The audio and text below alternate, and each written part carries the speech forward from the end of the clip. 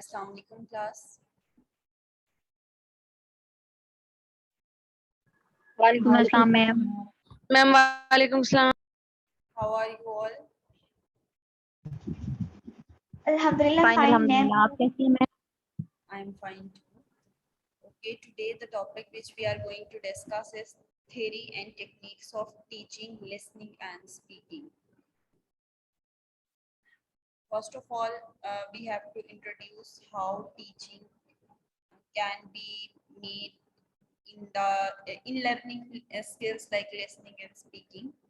First of all, approaches to the teaching of speaking in EFL or ESL has been more strongly influenced by fads and fashion than the teaching of listening. Speaking in traditional methodologies usually meant repeating after the teacher, memorizing a dialogue, or responding to drills reflecting the sentence-based view of proficiency prevailing in the audiolingual and other drill-based or repetition-based methodology of 1970s. यही traditional methodologies हम आज भी use करते हैं जब teacher की किसी भी बात को रिपीट किया जाता है, मेमोराइज कर लें और सिर्फ वही बातें बोली जाती हैं, लिसनिंग और स्पीकिंग दोनों में. The emergence of communicative language teaching in the 1980s led to the changed view of syllabuses and methodology, which are continuing to shape approaches to teaching speaking skills today. Grammar-based syllabuses were replaced by communicative syllabuses built around notion, function, skills, tasks, or other grammatical units of organization. It means that the traditional technology or the traditional way of teaching has been changed. Now, communicative syllabuses has been built around the notion, function, skills, and tasks, which are organized in effective teaching.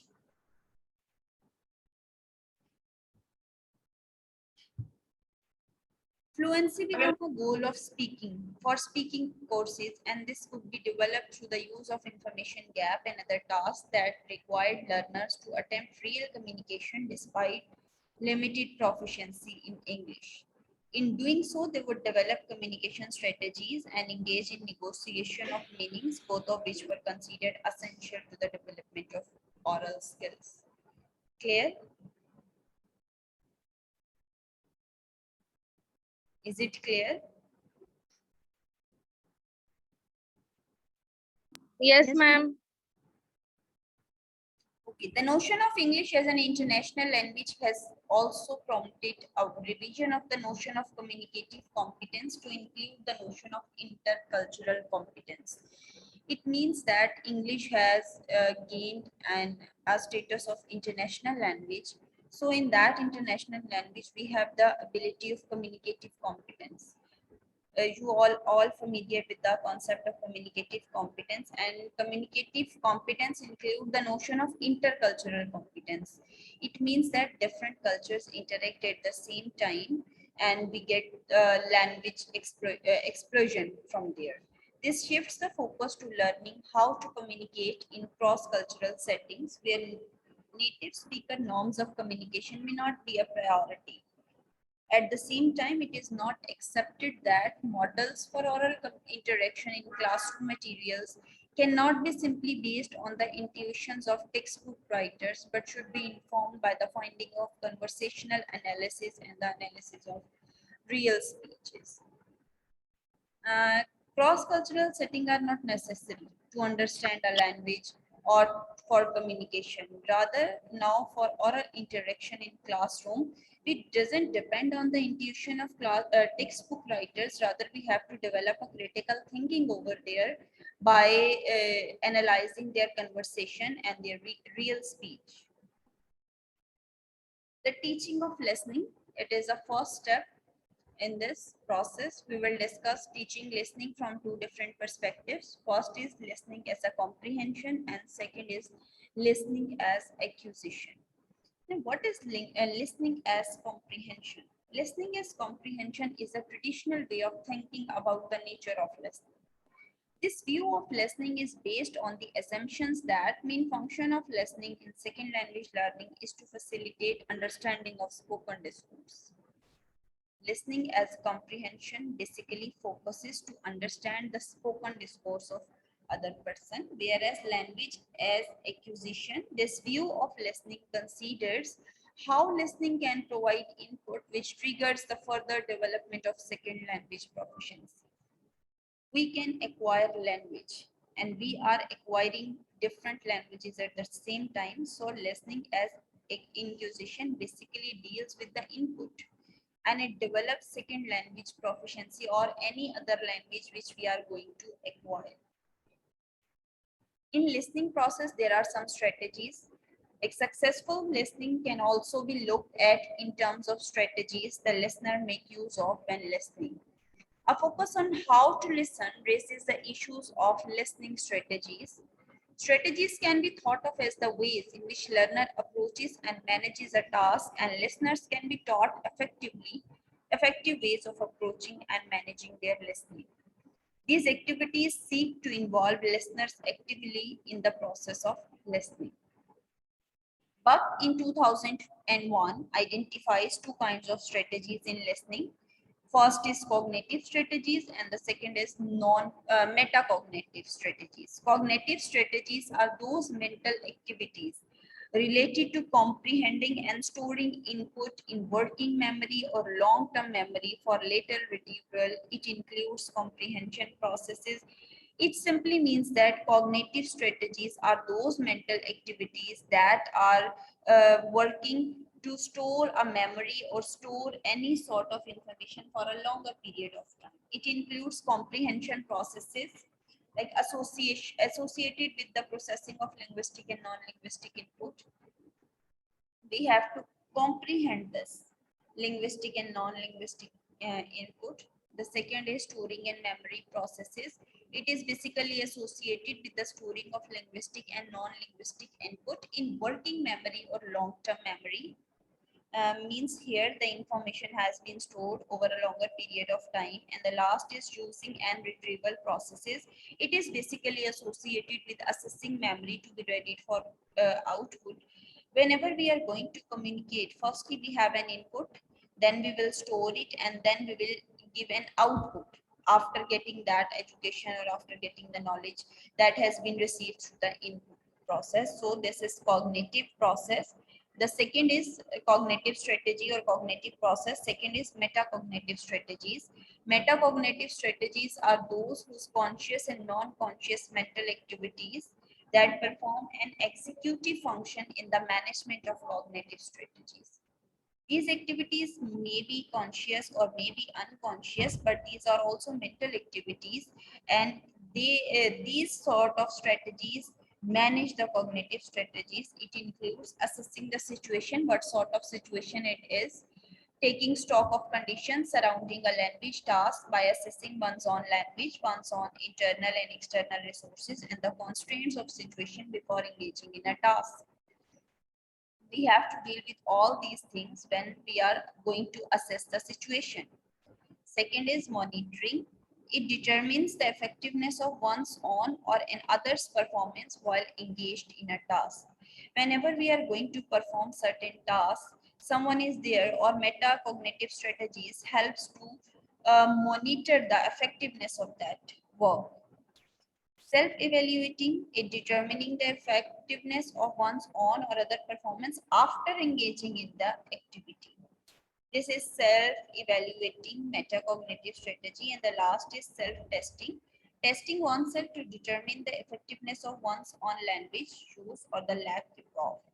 Self-testing, it simply means that we have to assess or we have to test ourselves that what sort of language we are using while performing certain actions. Steps in guided metacognitive sequence in a listening lesson from Go 2006. In 2006, a research was conducted in which the detailed steps of metacognitive sequence in listening lesson has been discussed over there. The 6 steps are being mentioned over there. The first step is pre-listening activity. Pre-listening activity, in pair students predict the possible words and phrases that they might hear. They write down their predictions. They may write some words in their first language. This is pre-listening activities in which students are going to predict certain words which they hear and they write down their prediction. The second step is first listen. As they are listening to the text, students underline or circle those phrases including first language equivalents that they have predicted. They also write down new information they hear. In the second step, students are going to listen. When they are listening to a text, they underline those phrases that they not surely know and also highlight those which they knew about it. In the third step, peer process-based discussion. In this step, in pairs, students work what they have understood so far and explain how they arrive at the understanding. They identify the parts that cause confusion and disagreement and make a note of the parts of the text that require special attention in second listening. In second lesson, in peer process based discussion, students in pair work and they have to write what they have understood after listening the text. They have to identify the parts. If they have certain confusion, they have to remove it and place special attention when they are listening it again. Step 4 is the second lesson. Students listen to those parts that have caused confusion or disagreement areas and make notes of any new information they hear. When they listen that text second time, they listen those specific parts that create confusion for them and make notes if any further information has been added over there. Step 5 is whole class process-based discussion. Here in this last step, the teacher leads a discussion to confirm comprehension before discussing with students the strategies that they reported using. The students have to discuss with their teacher the comprehension of that topic which they have been listening over certain period of time and the possible strategies that they adopt while they are listening. Understanding spoken discourse, two types of approaches are there. One is bottom up, and the second is top down processing approach. Two different kind of processes are involved in understanding spoken discourse, because whenever we are talking about listening, firstly we have to understand the spoken discourse, what they are saying, then we will understand what actually the words and how they are using certain words or their vocabulary. They are often referred to as bottom up and top down processing. Firstly, we will discuss bottom up approach, a bottom up process. Bottom up processing refers to using the incoming input as the basis for understanding the message. Comprehension begins with the data that has been received, which is analyzed as successful level of organization, sounds, words, clauses, sentences, text, until meaning is arrived at. Comprehension is viewed as a process of decoding. When we are going through the process of bottom up processing, we first analyze the smallest unit, which is sound, then words, के बाद clauses, then sentences, then text, and after text there is discourse. So until and unless we are not going to comprehend the meaning, we are going to read it again and again in a linear sequence. The listener's lexical and grammatical competence in a language provides the basis for bottom-up processing. The input is scanned for familiar words and grammatical knowledge is used to work out the relationship between the elements of sentences. Clark and Clark 1977 summarized this view of listening in the following way. Teaching bottom-up processing, it needs learner a large vocabulary and a good working knowledge of sentence structure to be available to process text bottom-up. Exercises that develop bottom-up processing help the learner to do such things as follow. Retain input while it is being processed. Recognize words and clause division, that how many clauses are there in a sentence. Recognize keywords, which keywords are being mentioned in the text. Recognized key transitions in a discourse where we have to take a gap or where we have to stay and then start a new passage or a new point, recognize grammatical relation between key elements in sentences. Though we also have to recognize the grammatical relationship in the sentences to understand, to get a better understanding of overall text. And the last is use stress and intonation to identify and sentence functions. The teacher has to stress or intonate certain words or sentences, which means that the emphasis of teacher is on those words. Many traditional classroom listening activities focus primarily on bottom-up processing.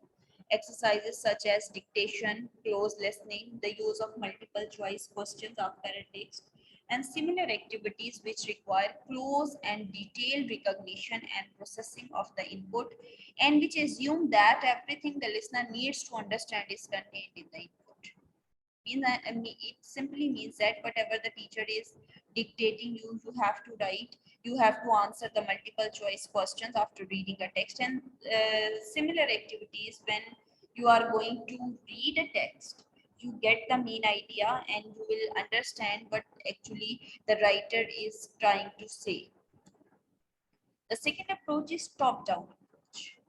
Top-down is entirely opposite to bottom-up approach. It exercises that require top-down processing develops the learner ability to do the following. Use keywords to construct the schema of discourse, means you have to construct your own discourse on which topic you are going to discuss. You have to select the words according to that. Infer the role of participants and their goals. You have to define what actually the participants, what is the role of participants and what are their goals when they are teaching this. Infer the setting for a text, what sort of setting are there in the present text. Infer causes or effects. Infer unstated details of a situation. Anticipate questions related to topic or situation. Means for that kind of processing, top-down processing, it needs a lot of in-depth reading, keywords, because you have to construct the schema of discourse yourself. The following activities develop top-down listening skills. Students generate a set of questions they expect to hear about a topic and listen to see if they are answered. Students generate a list of things they already know about a topic and the things they would like to learn more about. Means students have to make the list of the things that they know and also make a list of those things that they didn't know and want to learn. Then listen and compare. Students read one speaker's part in a conversation, predict the other speaker's part, then listen and compare. Means in these type of activities, students first listen and the other participant and about other participant the student is predicting. Then listen to the other participant and compare and contrast. Student listen to a part of story, complete the rest of it, and then listen and compare endings. Student reads news has headlines, guess what happened, then listen to the news items and compare. Student reads a list of key points to be covered in talk, then listen to see which ones were mentioned. Means the simple example is that when you are going to present something, firstly you have to notice or you have to discuss certain things that has been discussed in that topic, and then you have to cover all the points in your talk, either it's of 10 minutes or 15 minutes, and then you will get a better understanding of it. Combining bottom up and top down listening in a listening lesson. In real world listening, both bottom up and top down processing generally occur. The extent to which one or the other dominates depending on the listener's familiarity with the topic and the content of text, the density of information in a text, the text type, and the listener's purpose in listening. Both type of approaches are used when we are going to listen a lesson. In real world, these two generally occur together. It depends upon the nature of text, nature of topic, what is the content that has been discussed in the text, what type of information has been conveyed through this text, and the listener's purpose of listening. That is a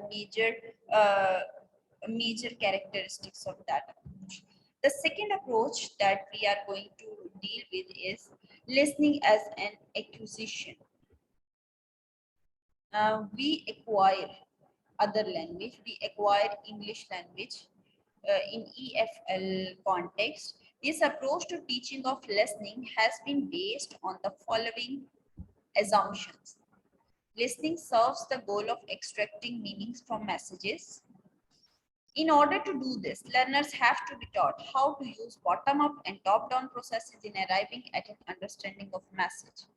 first goal या first जो हमारा process है वो यही है कि हम meaning derive करें, जो मीनिंग्स हमें दिए हुए हैं हम उनको डिराइव करें सुनने के बाद. And the second is which technique or which strategy a learner has to use while he or she is going to understand a message. The third is the language of utterances. The precise words, syntax, expressions used by speakers are temporarily carriers of meaning. The things that has discussed here are the temporary carriers. Once meaning has been identified, there is no further need to attend to the form of messages unless problem in understanding occurred. Once you have gained, it simply means that once you have cleared the point that has been mentioned in the text, there is no need to read it again until and unless you are not going to face a problem. Teaching listening strategies can help make learners more effective listeners. If student is going to listen very carefully and applying all the strategies that has been discussed over there, then learners can get more effective listening. The researcher proposes a two-part cycle of training activities as a basis for the listening, as an acquisition phase of lesson. First is noticing activities and the second is reconstructing activities. Noticing activities involve returning to the listening text that serve as a basis for comprehension activities and using them as a basis for language awareness. Means we have to listen the text that we have to comprehend, and then we have to aware what sort of language is being used over there. For example, students can listen again and again to a recording in order to identify differences what they heard and a printed version of text. Complete a closed version of text. Complete sentences taken from the text. Check off from a list expressions that occurred in the text. These all things should be kept in mind while we are going to notice activities in listening as an acquisition. The second is restructuring activities. These are the oral or written tasks that involve productive use of selected items from the listening text. Such activities could include, in case of conversational text, peer reading of the tape scripts, written sentence completion task requiring use of expressions and other linguistic items that occurred in the text, dialogue practice based on dialogues that incorporate items from the text, and the role plays in which students are required to use key language from the text. Restructuring activities basically involve both tasks. Either it's written or either it's oral. Mostly it includes those conversational texts that are easy to comprehend. It includes written sentences. Sometimes in restructuring activities, we are going to practice certain dialogues again and again that are incorporated in a text. And sometimes these are role plays in which students are required to use key language from the text. That is all about today's lecture. Anything which create troubles for you? Is everything clear? Yes, ma'am.